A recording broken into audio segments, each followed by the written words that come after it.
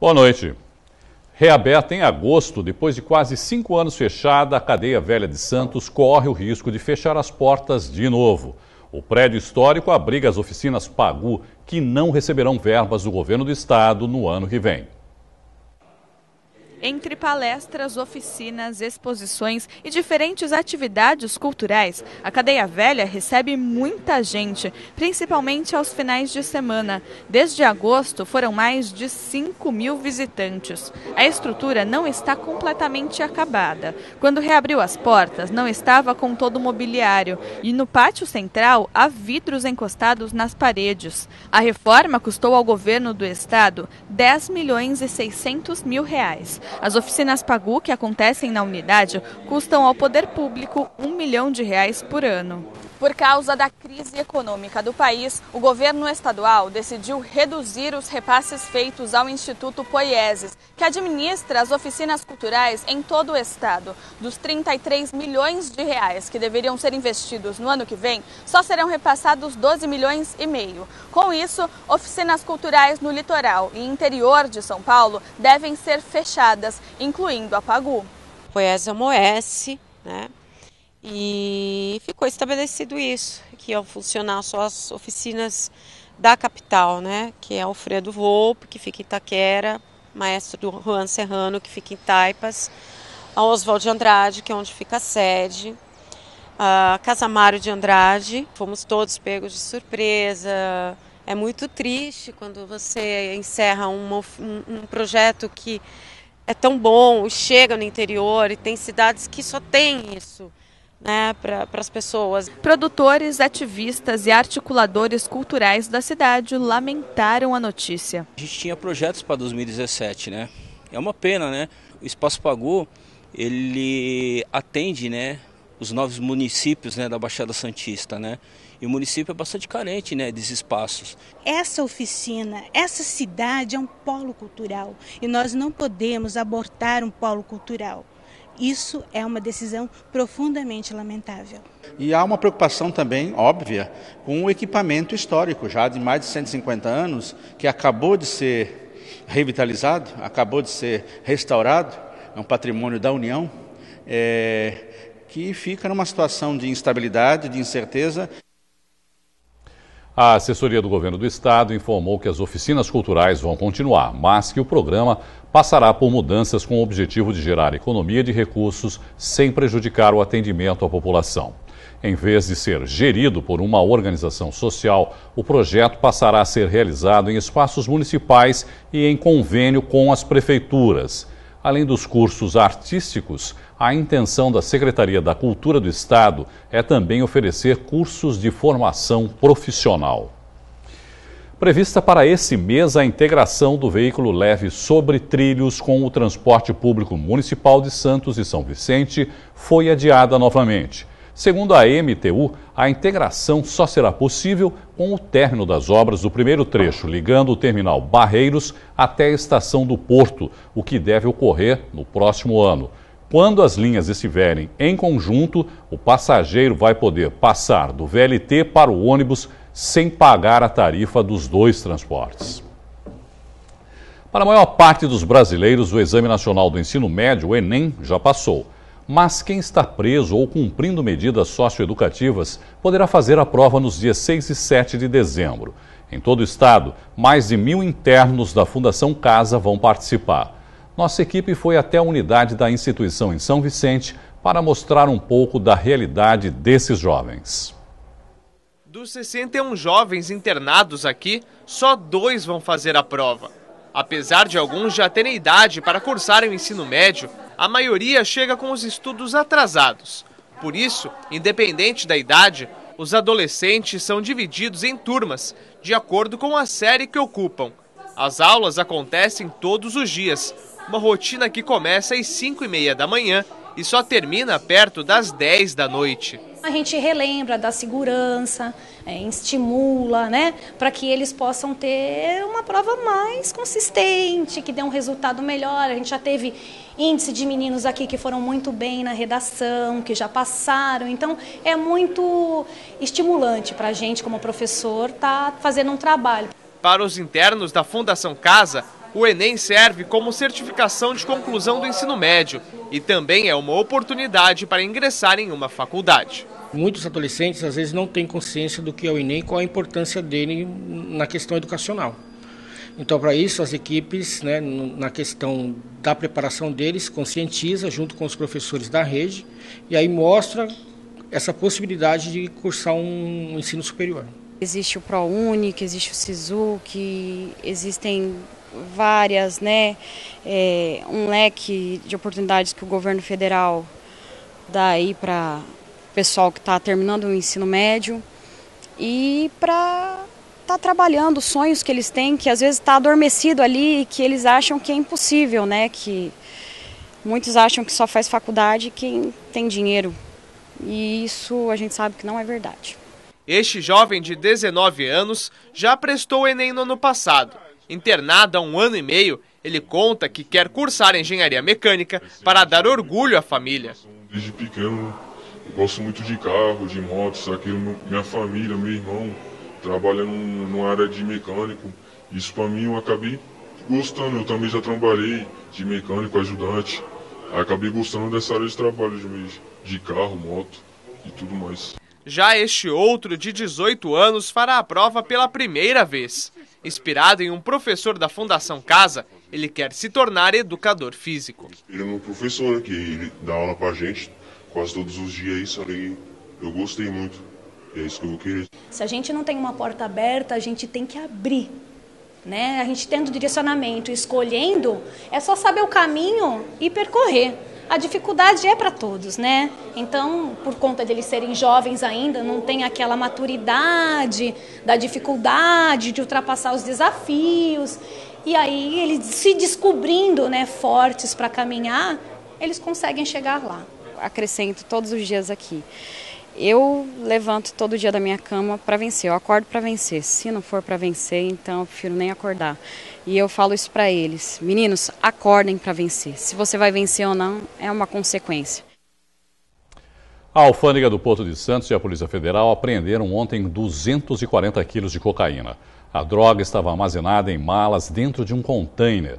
O destino da carga era o Porto de Antuérpia, na Bélgica. Ninguém foi preso e a Polícia Federal investiga o caso.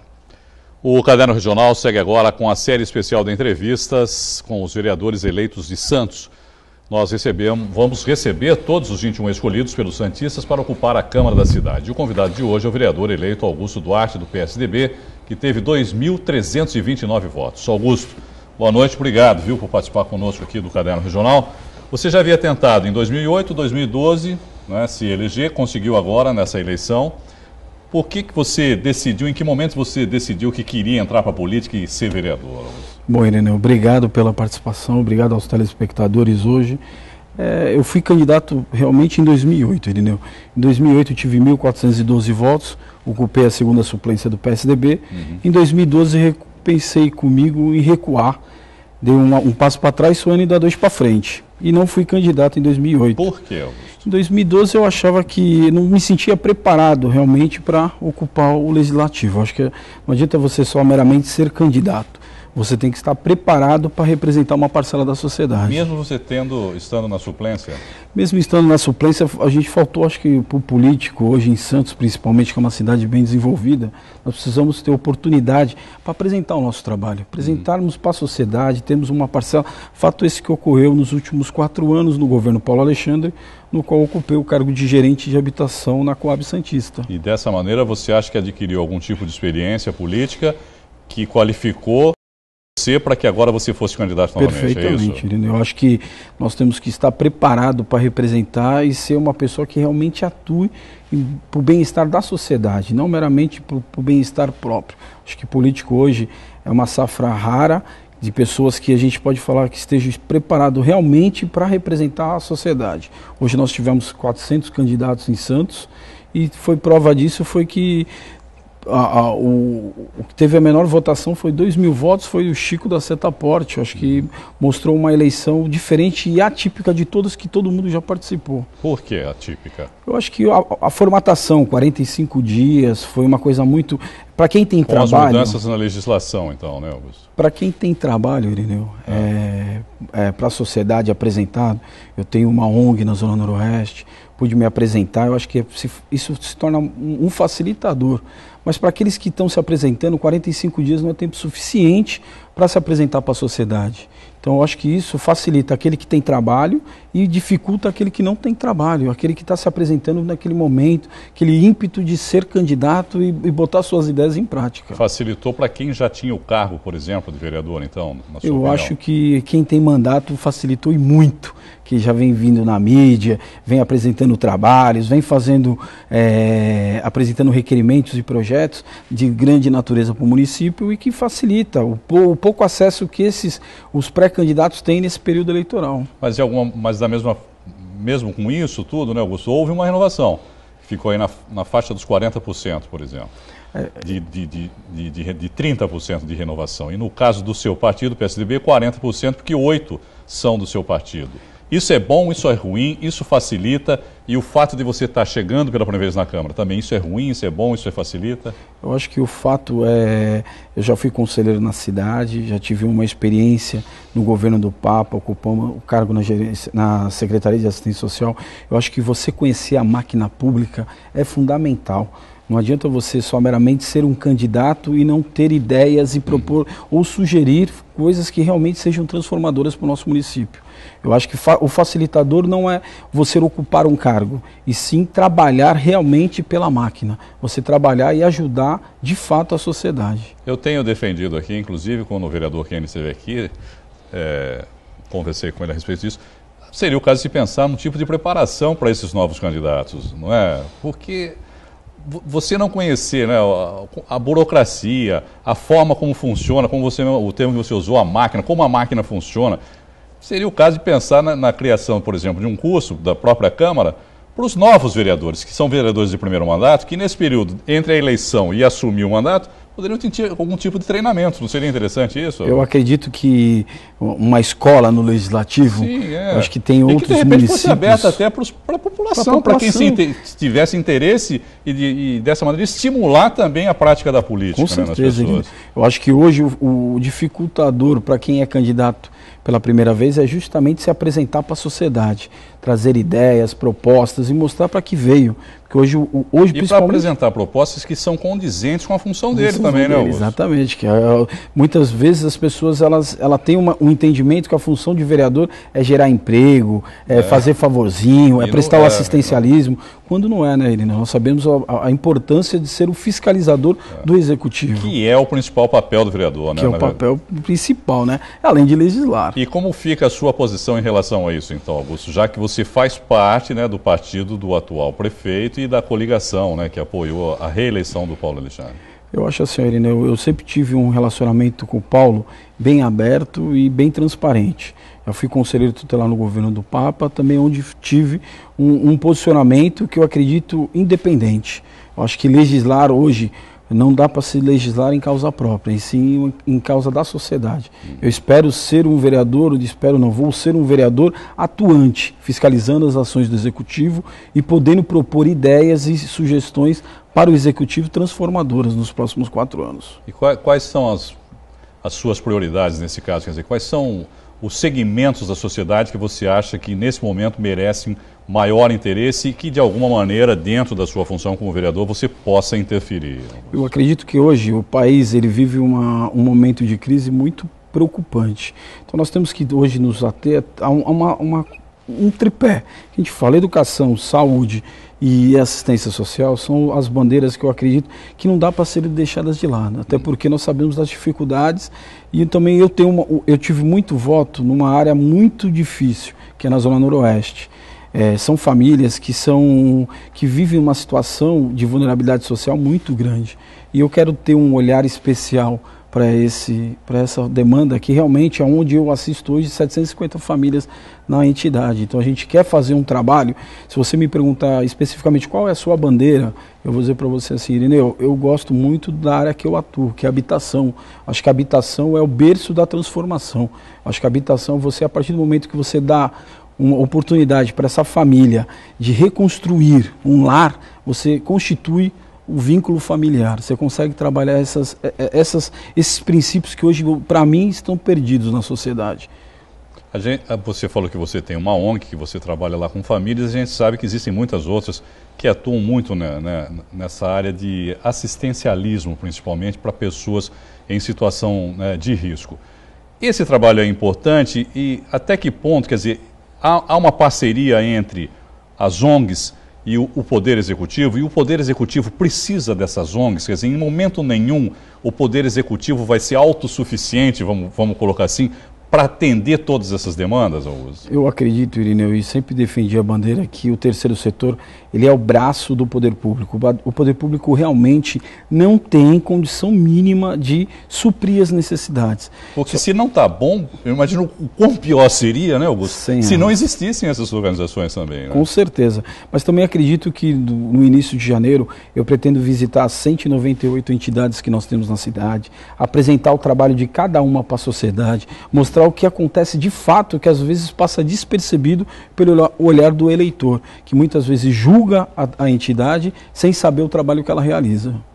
E existe essa conversa entre o Executivo e essas organizações? Eu vou ser bem franco, nós temos a entidade há 6 anos, há 2 anos instalamos ela na Zona Noroeste, e até hoje eu não tenho subsídio público nem subvenção pública. Eu procuro ajuda de parceiros na iniciativa privada. Eu tenho um amigo do Vista ao Mar que tem me ajudado muito, seu Augustinho. Tem o dono da Bom Giorno, as meninas estão sempre solícitas a ajudar as nossas entidades em todos os eventos que a gente se propõe a fazer.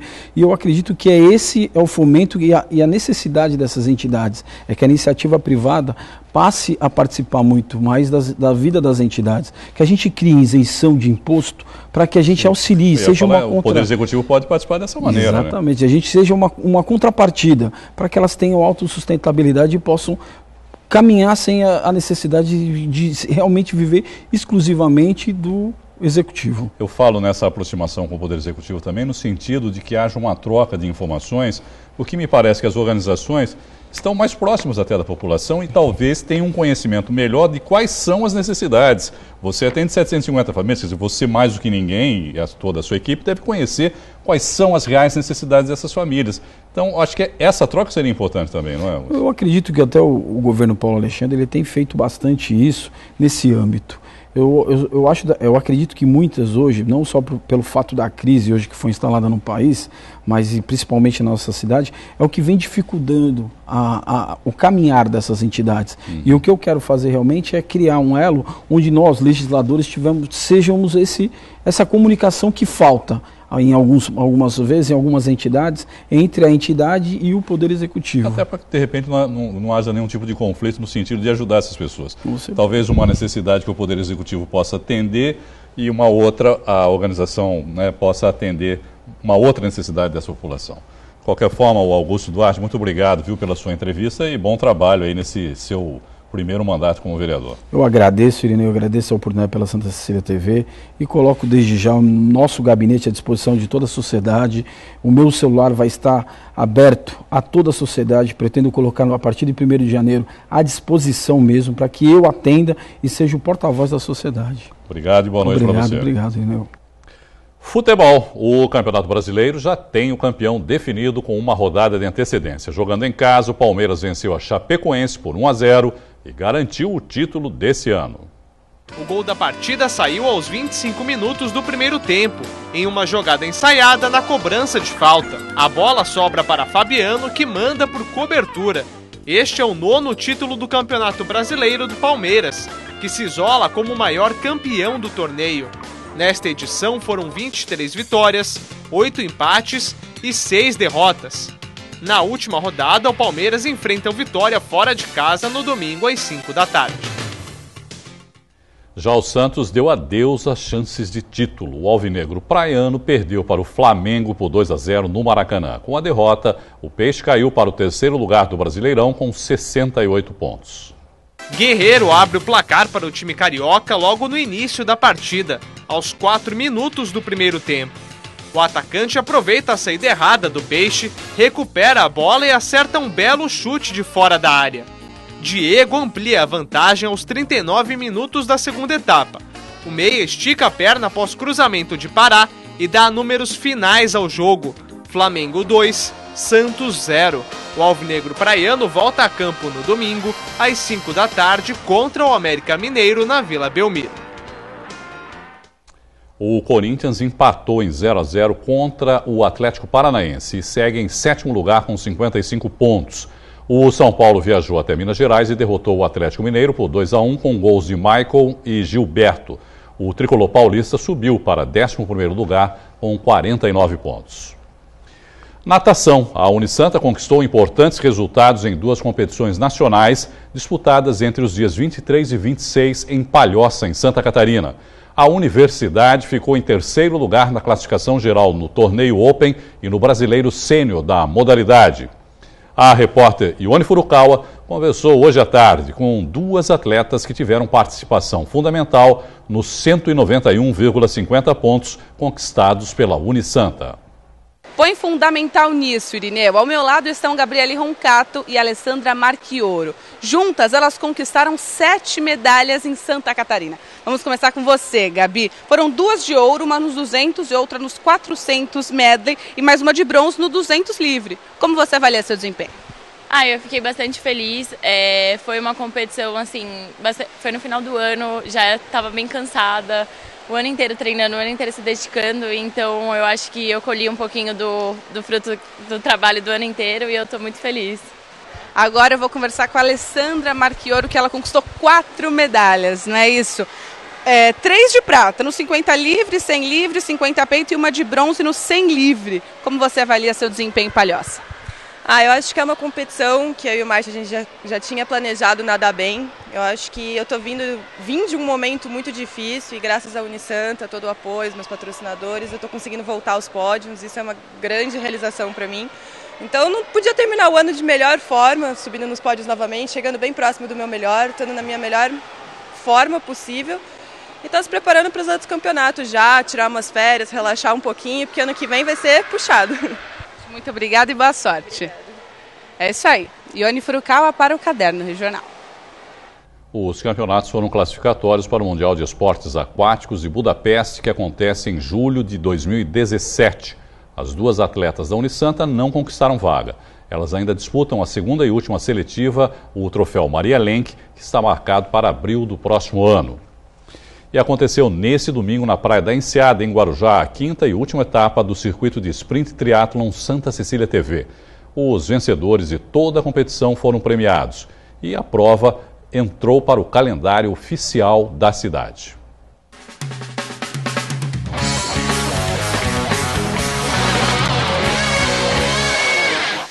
240 atletas participaram desta etapa, divididos nas categorias individual, revezamento, militar e mountain bike.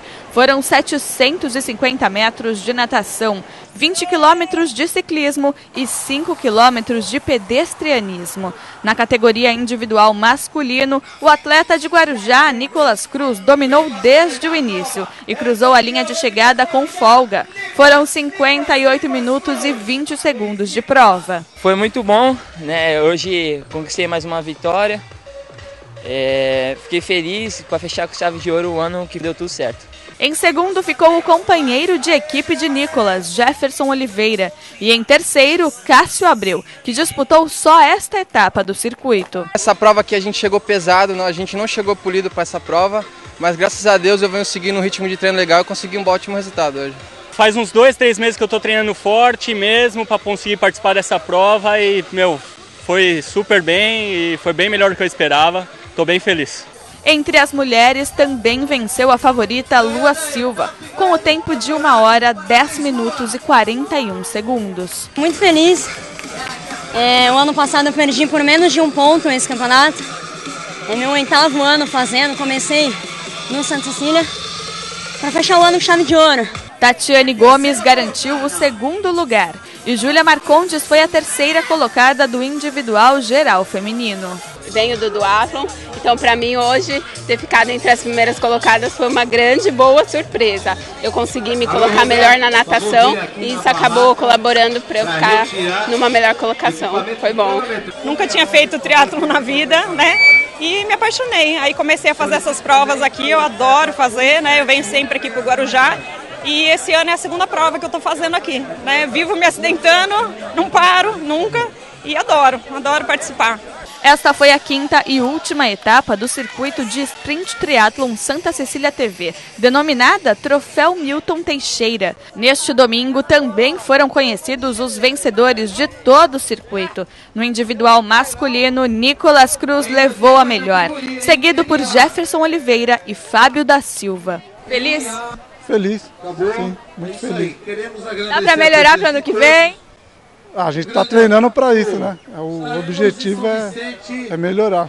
No individual feminino, Lua Silva se consagrou como heptacampeã do circuito. Em seguida ficaram Rosana Galvão e Camila Bragion. Não participou de uma etapa, né? Foi a primeira etapa, estava fazendo outro campeonato e acabei vindo para cá. Ou seja, um resultado ótimo. Nossa, muito bom mesmo. Eu não esperava ser premiada no geral. Estou muito feliz com o resultado, eu não esperava, foi uma surpresa para mim e só tenho que agradecer, só isso. Esta foi a 10ª edição do circuito de Sprint Triathlon Santa Cecília TV, que entrou para o calendário oficial de eventos de Guarujá. Isso é um presente, né? Essa prova aqui é em homenagem ao Milton Teixeira. Então encerramos o ano, encerramos o campeonato do Santa Cecília e o campeonato da Federação Paulista de Triatlon. E os atletas já estão cobrando, o campeonato de 2017 estão cobrando até uma etapa a mais.